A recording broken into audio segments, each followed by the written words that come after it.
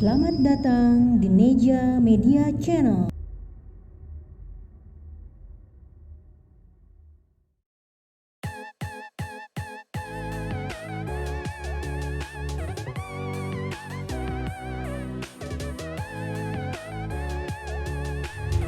Assalamualaikum warahmatullahi wabarakatuh. Jumpa lagi dengan Dapur Neja. Kali ini kita akan masak paling simpel, yaitu oseng udang labu siam. Bahan-bahannya 3 siung bawang merah yang udah diiris, 2 siung bawang putih diiris tipis juga, cabai rawit dan cabai keriting diiris juga sesuai selera. Kalau selera pedas mungkin lebih banyak. Labu siam 1 buah diiris tipis ya, kecil-kecil. 150 gram udang segar, garam dan penyedap secukupnya. Dan ini kita siapkan minyak 3 sendok makan saja untuk menumis ya. Kita mulai ya. Kita pertama-tama masukkan dulu irisan bawang merah.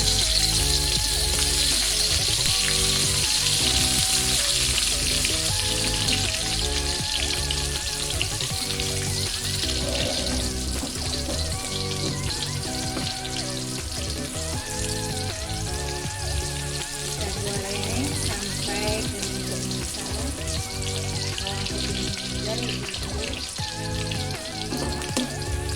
Untuk cabai rawit nanti sama